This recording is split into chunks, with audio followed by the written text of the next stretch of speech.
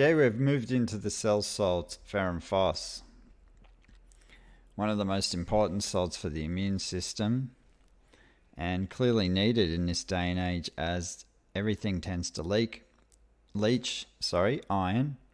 From a medical point of view, with a lot of medications tend to leach iron, and there seems to be a lot of people generally having iron deficiencies these days. So it's used for the first stages of inflammation. That is when we first start coming down with a cold or anything like this.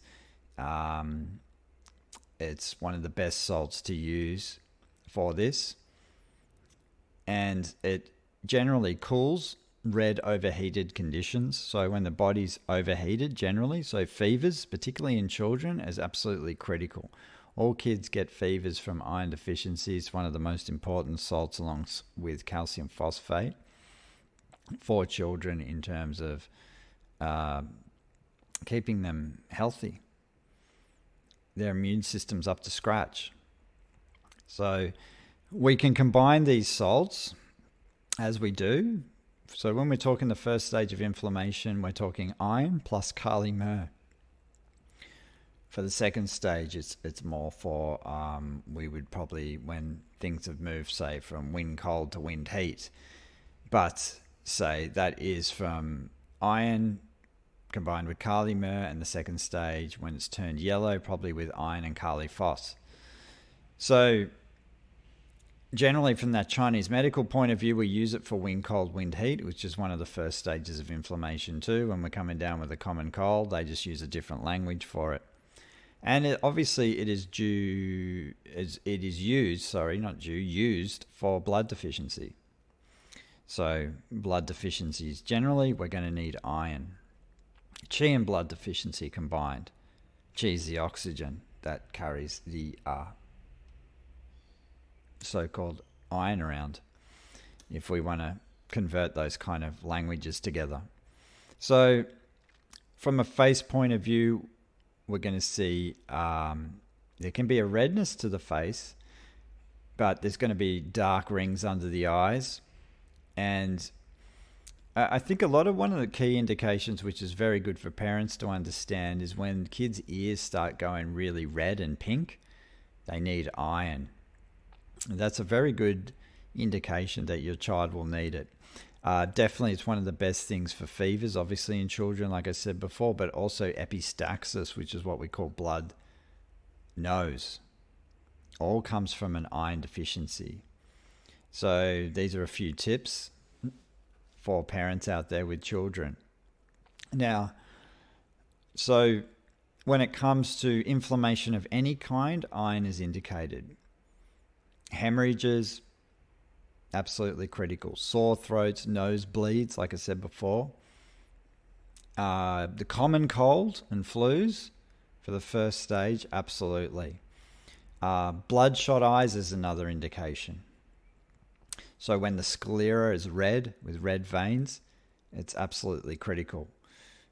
We can also have heads that are sensitive to touch, on light touch, or pain on pulling of the hair. Iron deficiency is indicated. Inflamed gums is another one. And for a lot of, clinically I see a lot of back pain, right? But a lot of back pain can be an iron deficiency. So what they call lumbago, can be just definitely an iron deficiency.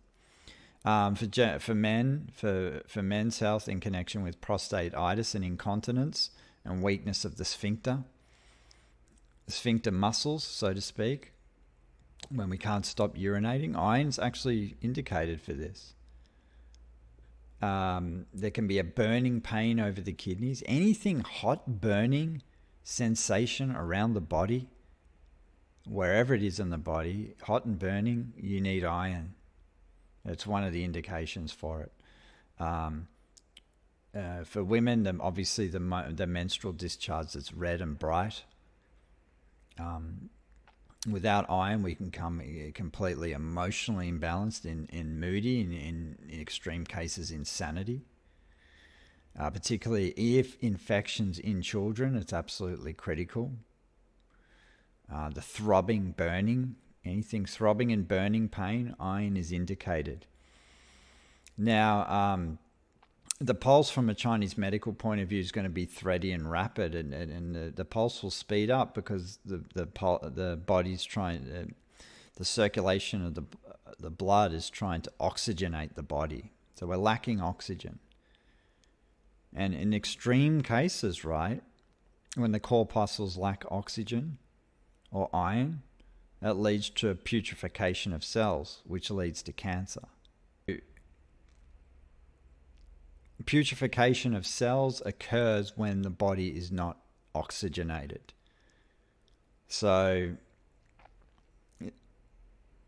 that's just a fact. So it's very interesting that it's clearly stated in his wonderful works in that book. So iron generally is one of the best tonics to have around. So if we're deficient in it, we lose our immunity.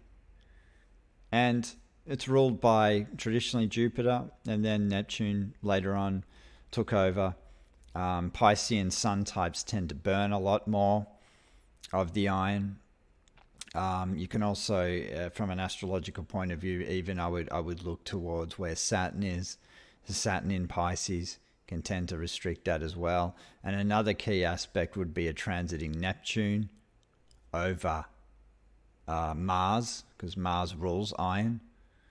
Also, that was transiting, but also natally, you could have a heavy aspect of Neptune squaring Mars, just as a few basic astrological examples of how things can affect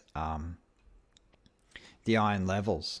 So I've seen over the years, in particular in medical astrology, people who suffer chronic fatigue are usually either going through a transit of Neptune over Mars, or can have a difficult aspect in terms of or the difficult angle, so to speak, either Neptune quincunx, because the quincunx is definitely very much indicated for medical reasons from a medical astrology point of view, but also the square as well. But the quincunx is a little more sinister. It's a difficult angle.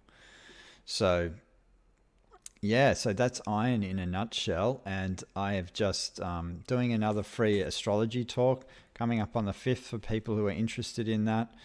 And I've also finished my book on the beginner's guide, another milestone. I've finally finished that one. It should be up on the website in a few weeks. Plus, I am chipping away at my Cell-Salt astrology book. So the next one we're going to talk about is going to be Aries. We're going to get into the Kali Phos terrain. So stay tuned for that one. And thank you for listening.